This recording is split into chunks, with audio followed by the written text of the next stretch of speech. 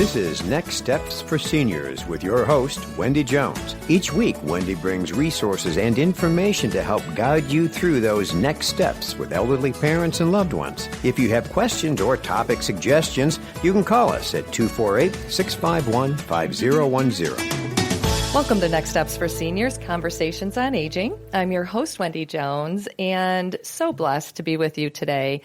And our topic today is fail to plan, you plan to fail. And I know many of you have heard that saying probably 1,000 times, but I am very blessed to have in my studio today a guest who I have known this year, who's fantastic, from Kaizen Financial. His name is Albert Lalonde. How are you, Albert? Good to see you. Good to see you, Wendy. Thank you for having me. Thank you for being here. Super excited to have you. He's the founder and CEO of Kaizen Financial in Shelby, Michigan, Yes. But can service clients all over. Correct. So we're blessed to have you with us today. Thank you. Yeah. So one of his famous sayings is, the best plan is the one with the most options. You betcha. You say that a lot, don't you? I do. And it's because, as we talk through financial concerns, and this is always one of the biggest ones, that people, when they call my office, they go through all the information that's happening with their loved one, where they're at, where they're located, if they're in the hospital, if they're home, all the things that happen. At the very end of the conversation, they're like, how much is this going to cost me? Right. It all boils down to the money. And you're like, wait. I'm worried about your mom. Like, let's talk about her. Let's not talk about money. But the biggest concern is because everyone thinks insurance covers everything. Oh, of course. I mean, a lot of people think that Medicare is going to cover all this stuff, but they don't realize that that's just for if you're going through, let's just say, certain short-term therapies, things like that, but not for the long-term. And people don't plan because they just assume. Mm-hmm. And I believe that a written plan just gives you the light to your path. And what's nice about putting a written plan together, it not only shines a light, but it also may show other paths that's available that you couldn't see. And that's why written plans are so important. Well, and they say, I think it's 90% of things happen when they're written down. Correct. Well, think of it like when you guys go shopping, grocery shopping. If you don't We bring all a have a list, list. correct, you buy all this stuff and may forget what you went to the store for. But if you put it down on paper or on your phone, you might still buy extra stuff, but you get exactly what you went to the store for. And that's the same idea about planning for your future. Write it down. Now, life may not happen that way, but then you're going to be able to know, where can I maneuver from left or right from this process, because you wrote it down, and get as many options as you can in your financial plan. So, a couple of the problems I see just overall with families, and I'm just going to ask you this off the cuff, because a lot of times they don't want to think about it, okay? The parents don't want to think about it, or they don't know how to talk to their children about it. Yes. That's probably one of the biggest obstacles for most folks is what we call the elephant in the room. Talking about your health, your demise, it's a tough thing for any individual. It's almost impossible. Really, yeah. And so a lot of times the children have to jump in and really try to force it out of their parents, but then it becomes a situation because of that. And what I like to do is make sure that both sides are prepared for it. So what we do is what we call a trusted contact scenario. And what we do there is, with my clients, once we establish their financial plan and what we're doing in retirement, then what I do is I say, all right, let's establish someone. It doesn't have to be your family, your child, but someone that sees you on a regular basis, at least once a week, that I can go to as your fiduciary planner. And if I start seeing you physically or mentally start declining, I have someone else that I can contact to validify or verify what's been going on, and they're seeing you in that same manner. And then what we do from there is we extend it and we write down an action plan of what your wishes are, if physically you should decline or mentally you should decline. And then we share that with the whole family. We have a meeting with the whole family. No financials are talked about, but just what is their game plan? What was their objective? So when that time ever does come, the children aren't just throwing for emotions, aren't scrambling to get things done. They already know what their parents' game plan was designed for, and now they're just following it. Okay, I love this. There's not even words that explain how precious and priceless this is. Yes. Because this is the elephant in the room that everyone is like, oh, I got to get through this and I don't know how. But you help them through that whole process. Yes. And so that's like the number one thing you do when you meet with a client.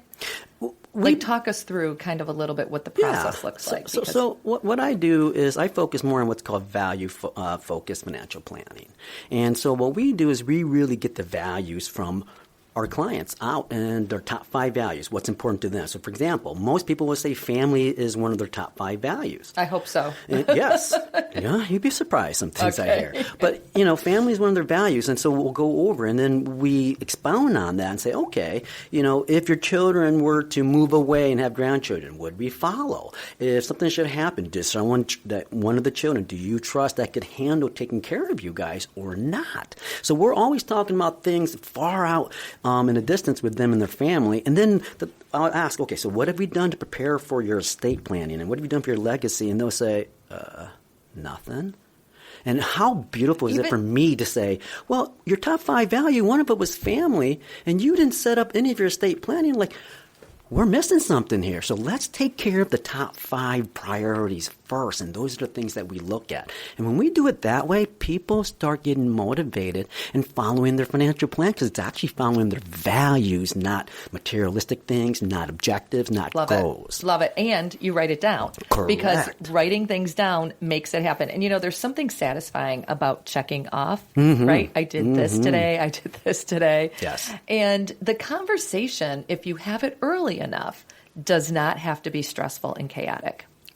Correct. And this is the problem that we run into because a lot of people are calling us from the hospital. Yes. And they're like, I don't have power of attorney. I don't have my will set up. I don't have my estate plan. What do I do? And you're just like, oh, hold on. So it's still doable, right? We can still make all of that happen. But to do it in a calm, relaxed, peaceful setting, way before anything happens, is the time you want to get that done. Definitely. And you have to also understand, when you set up a plan ahead like this, you've already made the decisions. And so when those times come, you don't have to make an emotional decision. You've already planned that decision out. Now it just came, and now we know what to do from there. And that's the big step of putting a plan together. It's not trying to find and make sure we have the right decisions for the right situation. It's knowing what are the wishes in every situation and then following what their wishes are. But if you don't put it down, you don't figure that out, then that's why everyone scrambles when things happen in their lives. Well, and I think it's important for people to understand, too, how much things cost. So I want to do just a quick overview of that. So home care, on average, is between $30 and $35 an hour. Yes. So if you want someone to come into your house and help you get dressed in the morning, help you take a shower, all the things that you need to do on a daily basis, that is going to cost you $30 to $35 an hour. And there's usually a limit of at least 4 hours. So be thinking that, all right? And then the second thing is, when it comes to communities, if you can't stay at home anymore and you need to move into a community, independent living is probably $3,000 to $4,000 a month, and that includes your food and all of that. Assisted living is more. Yep. Because you need more care, and that goes up to $6,000 a month. And then you've got memory care, which so unfortunate is on the rise right now because of all these cognitive declines. But that could be upwards of $8,000 a month. Yes. And so when you're talking this kind of cash, people are thinking, oh my goodness, I didn't save enough money throughout my lifetime to care for myself. So that's why you are here, and that's why we are talking about finances, because it is a big part of the picture, and we want to make sure that you are prepared for the future. Of course, there is Medicaid available to people and long-term care insurance plans, which we can talk about in the next segment. But all of this stuff is available to you to help you better prepare, and that's why Albert's here, to help you better prepare. And I love the family values. I love the top 5. I know you said family. What are some of the other top 5 that you hear a lot from your families? Peace of mind, spiritual, which is really good there. I would say the other most common would probably be security. A lot of people always think of security because, again, they're thinking first financial stuff, then they start thinking of their families, then they start thinking, and then when we get to that point, it really just makes that conversation open up so much more for them where they're not just coming in talking about financials. They're talking about their life. Right. Right. And you usually sit down with, you said, that trusted contact person as well? Mm-hmm. Okay. Which I love that. And it doesn't have to be family. Correct. It can be your neighbor, for goodness sake. Yep. I've got people that call me once in a while from of my clients and their neighbors saying, hey, just wanted to give you a heads up. I think so-and-so's husband's his memory's starting to, so now when they come in, I start looking at that. And then I have a conversation separate with his spouse and asking, what are you seeing? And she's agreeing with me, and I'm like, okay. And she's like, how did you find out? Your trusted contact contacted me. So that way we can be ahead of everything before it's too late. Well, and I actually talk about accountability partners, like somebody that you trust. So it's very similar to your trusted contact. It's the same thing, really, because you don't know usually when you're starting to ask the same question 2 and 3 times, but someone who's close to you will know. Correct. So I love this idea. Please, if you take nothing away from this program, everybody, pray, think, meditate about who that person is. Yes. And it's got to be someone close enough to you that knows you well, that will be honest and truthful with you more than anything. So sometimes it's not a spouse because spouses try to cover. We're going to be back in just a moment to talk more with Albert. You're listening to Next Steps for Seniors, Conversations on Aging. Hello and welcome to Next Steps for Seniors, Conversations on Aging. I'm your host, Wendy Jones, and in this segment, we're talking with Albert Lalonde. I said that right, Albert? He's with Kaizen Financial, and we are so blessed to have him here because we're talking about when you fail to plan, you plan to fail. And that's why he's here, to help us plan. And you've come up with some great ideas, Albert, in our first segment. So I wanted to share your information with our listeners. So grab your pen and paper. Listeners, he's going to share his information if you're interested. Obviously, you can already tell the values, the integrity, and how much he cares and the compassion that you have. I love it. You want the best for everybody. Yes. And we appreciate that so much. So why don't you share your information with our listeners? Yeah, folks, if you want to learn more or even have questions, you can reach out to me at 586-752-7008 or go to my website at www.kaizenfinancialinc.com. Kaizen, Kaizen. Awesome. Well, we're grateful to have you. We're learning a lot, and I like that we kind of identified that trusted person that we're gonna all learn and think about who we want, and what your top 5 values are. Correct. I think that's a great start for anybody. I think so, too, because, again, you have to understand where you are today. And if you don't understand who you are, what you believe in, then how do you plan for tomorrow? And so a lot of these things is more than just financial stuff. It's about what you believe internally, spiritually, emotionally, with your family, your support system, everything. It all makes a difference. It really does. And when you plan, you feel so much better and you're not fearful. What we don't want is people to be fearful of the future. Correct. And that's what, unfortunately, I feel like a lot of people are. So that's why we're here today. Correct.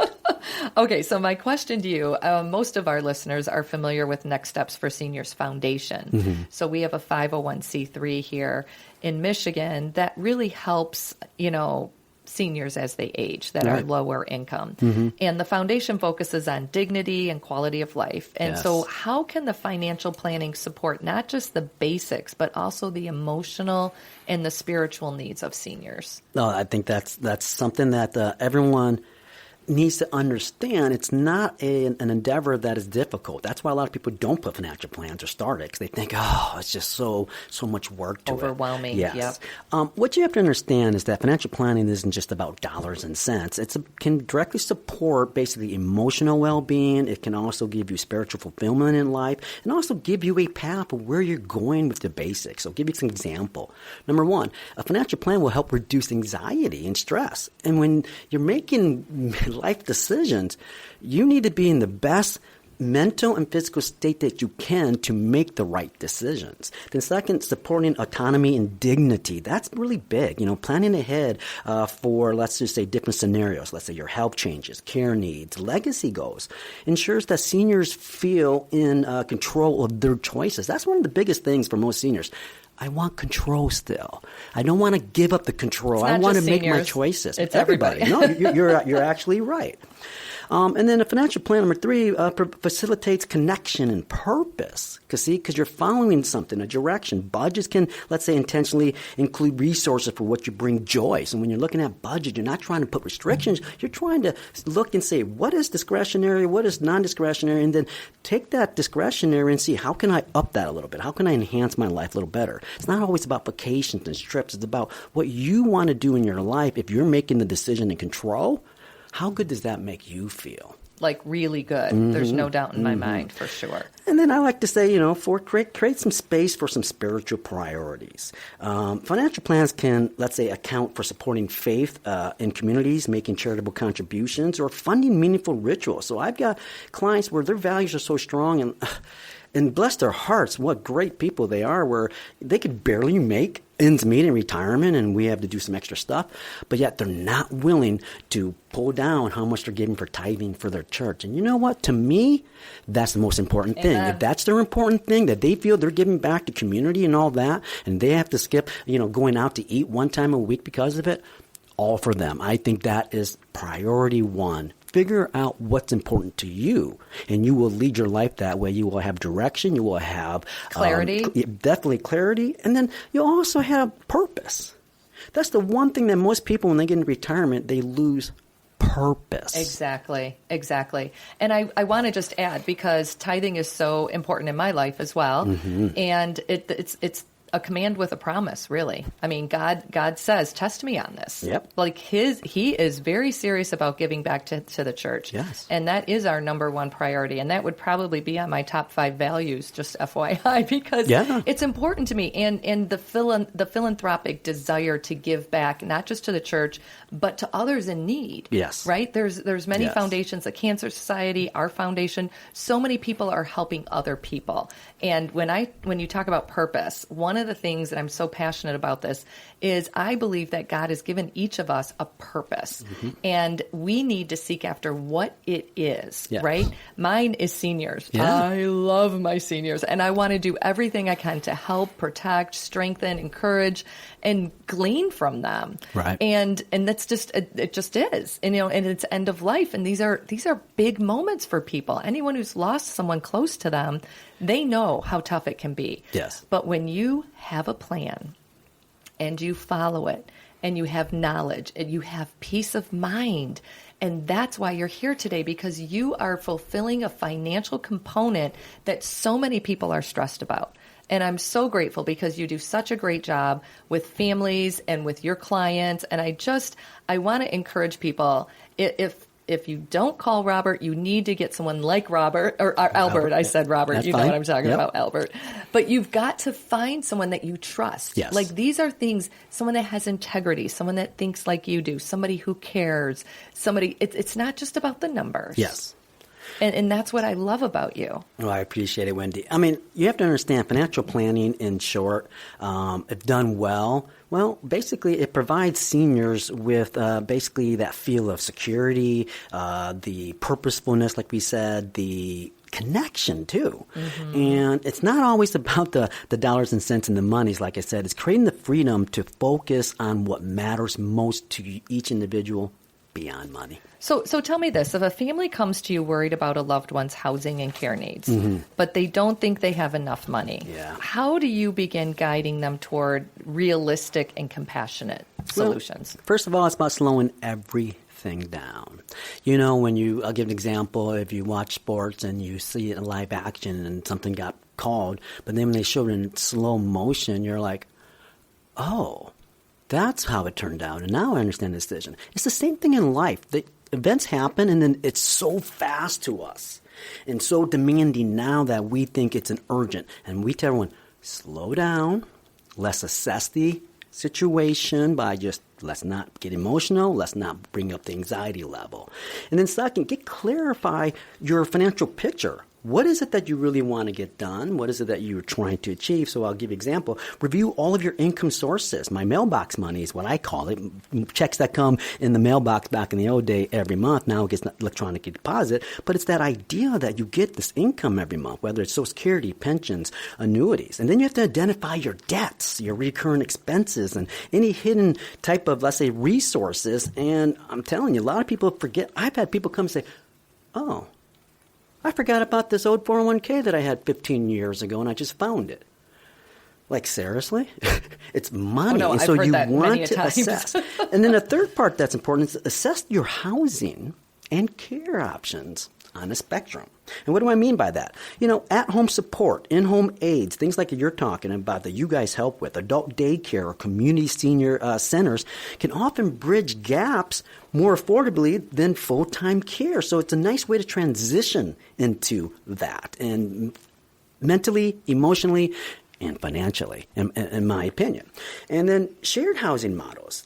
There could be people that want to go to co-ops, living with families or things like that. But you can't just throw it on your kids last minute and say, hey, by the way, I need your help and support. Can I live with you? I mean, these kids are going to go, okay.